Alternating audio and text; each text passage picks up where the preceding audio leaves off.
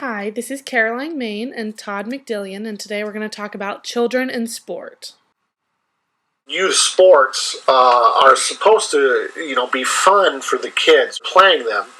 And I've kind of listed here some positives and negatives about youth sports today. Of course, the positives for the kids, it's a chance to make friends. It's a chance to meet people their own age, their peers, and develop bonds that could last a lifetime. I've got several friends that I met playing Little League Baseball back when I was, 5, 6, 7 years old. Playing sports is supposed to be fun.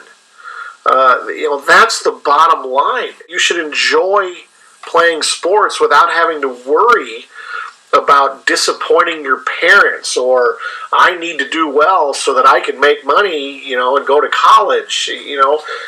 If you're 17 or 18 years old, yes, you can start thinking about college, but not at 7 or 8 years old. Another positive about youth sports is it develops that spirit of competition. It gives you that fitness. You're active, you're outside, you're doing something. You're not sitting in front of the TV playing your PlayStation all the time. It's a chance to avoid boredom. You look at the negatives, it seems like every one of them is parent motivated. If the parents are forcing their kid to play, that's going to turn the kid off. The kid's not going to want to do it. They're going to lose interest. That also lends into the second one. Year-round activity makes kids lose interest in most cases. When I was growing up, it seemed that the fall was football season, the winter was basketball season, the spring and summer were baseball season. That was it. You had different seasons for different sports.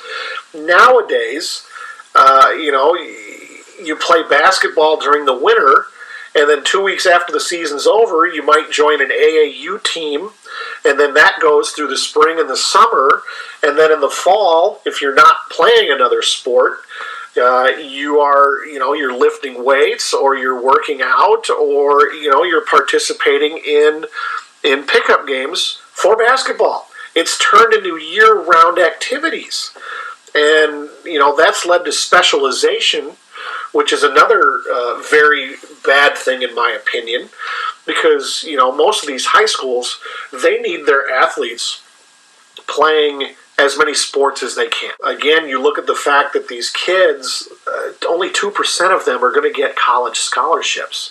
So there's really, really no need to specialize at such a young age. Other factors, getting into this real quick, some parents are just simply trying to relive their youth. They're living vicariously through their children, which is not a good thing to do. And, I mentioned before the life skills that competition teaches to their kids. That's being lost in all of this desire and this pressure to succeed and to earn that athletic scholarship. Talking a bit more about parents, I'd like to get into the topic of the impact that pressure from parents can have on young athletes. Many parents have unrealistic expectations and goals for their child, which can be a detriment to the child. Another issue occurs when parents place too much emphasis on the importance of winning. When parents do this, it can be like an ultimatum for the child, that the parent expects them to win, and if they don't, they're a failure despite their efforts. This can lead to kids choosing not to try at all for fear of trying and failing. It's important for kids to know how not only to win, but also how to lose, because it carries on throughout their lives and everything that they do. They can't always be successful. As Todd mentioned earlier, parents also have a way of trying to relive their glory days through their child, and when they do this, they can cause a number of problems, including overuse injuries from a child trying to train too hard to impress their parents, burnout from trying to do too much to satisfy what their parents want. They will sometimes specialize in a sport or position early, even if it isn't what they really want to do. It's because their parents want them to play that position or that sport. There can also be body weight and image pressures, especially in sports where weight is a factor, like wrestling or dance. And also issues with weight training in order to try to improve their performance. Just looking at some facts in relation to how kids are affected by what's going on recently. Just in the 2012 year alone, $7 billion was spent by parents on travel expenses for youth sports. $7 billion. A study done by Utah State University showed that the more parents spend on youth sports, the more likely the kid is going to lose interest in that sport. They're going to feel more pressure to do well and to justify their parents spending all this money, and that will force them to lose interest. Parents are justifying this spending by saying it increases their child's chances for a scholarship. But if you really look at the numbers, only 2% of high school athletes get athletic scholarships. 2%. And then, of those that do go on to college athletics, in baseball, only 11.6% of those athletes make it to the pros. The numbers are even less in football and basketball. Less than 2% in football. Barely 1% in men's basketball. And in women's basketball, it's less than 1%. And that's college athletes. That's not high school athletes. So these parents are really kind of twisting in their mind this desire to get this athletic scholarship, this delusions of grandeur, are not good for them or the child or the coaches or anybody else that's associated with it. We need to go back to the purpose for playing youth sports, which was for fitness, or fun. We just need to make it fun. It's a way to teach life skills. That's what youth sports should be about. Lauren Ledeen is a reporter for the Ventura County Star, and he wrote an article which gave several examples of parents who crossed the line in regards to their behavior towards their child's coach. For example, Buena High Girls volleyball coach Jack Richards was approached by a father who was angry over his daughter's lack of playing time. This father grabbed the clipboard out of Richards' hands and actually smacked him across the chest with it. Richards, who was a police officer with the Ventura Police Department, was so astonished that he said that what he did was a felony. Another example, Westlake High football coach Jim Bankert had to get into a screaming match with a parent at one of their team practice games simply because this parent was making disparaging comments towards the starting quarterback. Bankert wouldn't have that and eventually got into this screaming match with the parent. Royal High School baseball coach Dan May said he spent nearly all of his free time simply in on-campus meetings with disgruntled parents. Last summer, the football coach at Thousand Oaks High School turned on his answering machine to hear a tirade from a father who was mad that his son wasn't playing enough and he was going to take him out of the program. Me being a former girls basketball coach myself at the varsity level, I too have had several horror stories of parents. One set of parents wrote a letter to my principal and athletic director demanding that I be removed as the head coach simply because I was being too hard on their daughter, which was entirely untrue. I had another student quit because she thought I wasn't playing her enough. And the mom came in and demanded a meeting with me and the athletic director. And, so I can relate very much to what these coaches are saying. The bottom line is that this behavior, while not every parent acts this way, and there are great parents that work with you and support you and the team, there just seem to be more and more parents who are going way overboard in regards to their kids and their athletic achievements.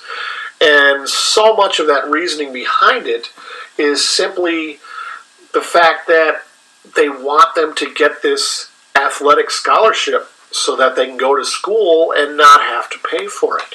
I know there are other reasons, but that is a major, major part of why this behavior has gotten to be so bad. As Todd mentioned before, only about 2% of high school athletes receive scholarships for college, although nearly 8% will play in college.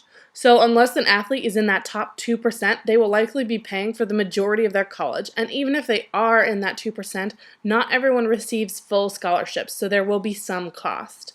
In order for kids to even dream of playing in college, they have to specialize in a sport at some point.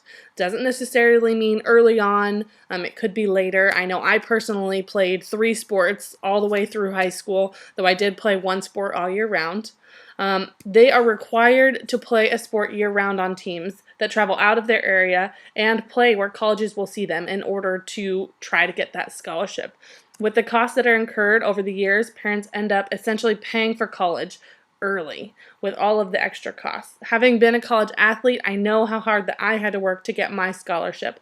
Like I said, I played 3 different sports, one of them year-round. I missed tons of school dances, time with friends, family vacations, and so much more. My parents had to drive or fly me to tournaments all over the country, and my younger siblings were usually dragged along with me. It took a toll on my entire family, and my family's actually going through it again now with my younger sisters. One of them actually just recently verbally committed to a softball scholarship. But if a child shows any legitimate athletic ability, it can lead to a serious commitment from the family and from the child to get them that scholarship, or even just to get them to play in college at all. But also, it can be a relief if they do get that scholarship because of the ever-rising costs of college tuition. You can see by this chart, since January of 1978, the cost of college tuition and fees has gone up nearly 1,200%. That's much higher than other basic necessities such as medical care, shelter, food, and even the Consumer Price Index. This rise in costs is a big reason why parents are pressuring their kids to excel at sports so that they might earn an athletic scholarship. While it seems that many parents are overly focused on their child getting an athletic scholarship, it might benefit them to know that there are other ways for their child to earn money for college. One of those ways is a Pell Grant, which is money that the government provides to students to pay for college, but unlike student loans, these don't need to be repaid. Also, there are many other academic scholarships that their student might be able to earn through their grades, through their work in their classes, all through high school, and this would definitely offset the cost of college as well. Young adults in professional sport can be a tricky topic. While college is seen as a necessity by most, not all young athletes go to college, and some opt to skip college or leave early to play professionally in order to get the big payday. Each league has different rules regarding the qualifications necessary to be able to draft a player into professional sport. In baseball, it can be high school players if they've graduated and have not yet gone to college. It can be college players from 4-year colleges who have either completed their junior or senior year or are at least 21. Or it can be junior college players no matter how many years of school they've completed. Players looking to be drafted by the NFL must be out of high school for at least 3 years to be eligible for the draft, and most of those 3 years are spent playing in college to keep themselves fresh and improving their skills. In the NHL, players are eligible if they are 19 or older, and in some cases only 18. The NBA is a little bit different. Starting in 2007, the NBA instituted a rule that players must be 19 years old or have completed 1 year of college before they can be eligible for the NBA draft. This came on the heels of LeBron James skipping college entirely and jumping right into the NBA. But this leads to other issues of kids playing in college for the wrong reasons and not gaining anything academically from their attendance. By skipping college and going right to professional sport, young athletes don't gain the necessary education and life skills for when their sport is over, either from injury or from being too old to play anymore. This can be seen in the way of several young stars that have ended up losing the fortunes that they made through crazy spending habits or the mismanagement of finances. 2 examples of this are Allen Iverson and Mike Tyson. Allen Iverson made more than $200 million during his career in the NBA and is now in severe debt, owing just one jewelry store $860,000, among other expenses that he still owes for. Boxer Mike Tyson filed for bankruptcy in 2003, owing over $27 million, even though he had made over $400 million during his career. Roughly 78% of NFL players go bankrupt or end up with severe financial distress within 2 years of retiring. Within 5 years of retiring, about 60% of NBA players are broke. Ed Butowski is a wealth management expert in Dallas, and he said this about the reason why so many young stars lose their fortunes. He said, "If you made it to the pros, you've likely spent your young life focusing entirely on one goal. You've grown up with people fawning over your abilities, teachers probably giving you a pass. And if you reach the college level with a legitimate shot at going pro, hitting the books takes a backseat to the gym. Though clearly this is not the case for every professional athlete. For example, basketball player Magic Johnson increased his net worth to $500 million with sound investments in Starbucks, TGI Fridays, and real estate. But too many young and largely uneducated athletes get caught up in the fame and money and don't pay enough attention to their spending habits, so they often find themselves in financial trouble. There is also the risk of injury, which seems to be higher for young athletes who are not used to competing at such levels. They push themselves to try to stand out, sometimes to the point of injury.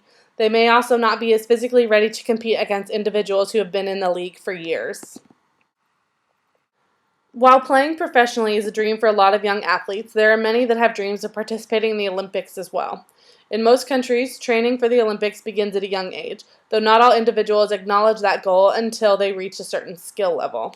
Training in the United States, as in many countries, doesn't come without substantial costs. One of the costs is time invested, not only for the athlete, but for parents, siblings, and other extended family members. This leads into the financial commitments required for playing on a team, uniform, equipment, travel, lodging, and food. And when other family members and siblings come along, the costs only escalate. If other siblings don't get the same kind of time and support from their parents, they could resent the sibling, creating a rift in the family. If a child is thought to be an elite athlete, their parents usually send them to elite trainers and coaches to help them succeed, costing the family more money. Some examples of Olympic stars whose families have given everything for them are swimmer Ryan Lochte and U.S. gymnast Gabby Douglas. Ryan Lochte's parents recently had their house foreclosed on because they were unable to make payments after they had taken out a loan for $258,000 in 2007. This happened despite Ryan's efforts after winning 11 Olympic medals, 5 of which were gold. Gabby Douglas's mother had to file for Title 13 bankruptcy in 2012 so that she could manage her debt and pay it off. This was announced shortly after Gabby won 2 gold medals in the London Olympics, and the story of how she left home at 14 to train and lived with a host family in order to follow her Olympic dreams came to light. In regards to training children for the Olympics, the International Olympic Committee released the following statement. Elite child athletes deserve to train and compete in a pleasurable environment, free from drug misuse and negative adult influence, including harassment and inappropriate pressure from parents, peers, healthcare providers, coaches, media, agents, and significant other parties. While this may or may not always be the case, Olympic hopefuls in the U.S. definitely have it better than in some countries.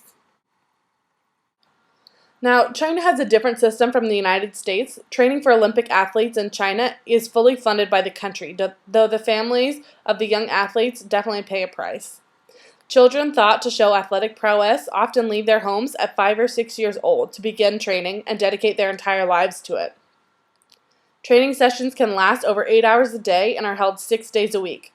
These young athletes do not get vacations or holidays because China believes it would be detrimental to their training. Parents are also not allowed to visit training facilities and have essentially handed over their child to China. As you can see in the photos here, China goes to extreme measures to train its athletes, often bordering on physical abuse. As these athletes get older, if they are no longer performing, they can be kicked out of the program and left to fend for themselves. Because they spent so much of their lives training and to an extent being taken care of, they lack the necessary skills to find other ways to support themselves. Another example of the lengths that China will go to win gold were seen after the London Games in 2012 when Chinese diver Wu Mingxia was finally told of her grandparents' death and of her mother's battle with breast cancer after she won a gold medal. That information was kept hidden from her so as not to disrupt her training. Though China's training strategies are not indicative of all Olympic training systems, I'm sure there's more that goes on in other countries that we don't see. And despite the age of the athletes, they need to be monitored and protected from abuses, as the International Olympic Committee mentioned in the Child Training Athletes statement. I'd like to finish by showing you a sign that is put up on all the athletic fields for the Buffalo Grove, Illinois Park District. This sign was the brainchild of their marketing director, Mike Turson, who, I quote, "I really wanted to get the message across effectively in order to have an impact on people's behavior." And as you can see, he listed 6 points on these signs. And every one of them is so poignant and right on the mark, and it backs up everything that I've been trying to say in regards to parents' behavior and these pressures that they're putting on their children. First and foremost, the first one says this is a game being played by children. That simple statement needs to resonate because that's exactly what it is. It's not a tryout to make the Chicago Cubs or the St. Louis Cardinals or anybody like that. It's a game being played by children. Second point, if they win or lose every game of the season, it will not impact what college they attend or their future income potential. Fantastic, fantastic point. Third, of the hundreds of thousands of children who have ever played youth sports in Buffalo Grove, very few have gone on to play professionally. It is highly unlikely that any college recruiters or professional scouts are working these games, so at least let's keep it all about having fun and being pressure-free. Imagine how you would feel if you saw a parent or coach from the opposing team cheering for your child when they made a great play. Then envision what kind of person you would think they are for doing that. You can be that person. Another point, referees, umpires, and officials are human and they make mistakes just like players, coaches, and you. No one shouts at you in front of other people when you make a mistake, so please don't yell at them. We do not have video replay, so we will go with their calls. Lastly, the only reason children want to play sports is because it is fun. Please don't let the behavior of the adults ruin their fun. I thought this sign summed up perfectly what I've been trying to say about these parental pressures and the financial issues and these demands that their kids become superstar athletes and earn that athletic scholarship to college. More and more people need to get this message across to these parents that there are other avenues, academic scholarships, grants, that they're losing sight of what youth sports is all about, which is fun, learning those life skills, learning competition, and so on. While much of what we discussed in this presentation was focused on the negatives of children in sport, Todd and I both know how much good comes from children playing sports as well. What we've mentioned here are all of the outside pressures, the children that are pushed in every direction by parents, coaches, family, and more in pursuit of goals that may or may not be their own. As Todd mentioned, we need to let kids be kids and enjoy the sports they play without all of these pressures. If they want to play in college, professionally, or in the Olympics, it needs to be their choice and not something that is forced upon them. Guidance and support are necessary and appreciated, but the ridiculous amount of pressure that takes the joy out of sports is not.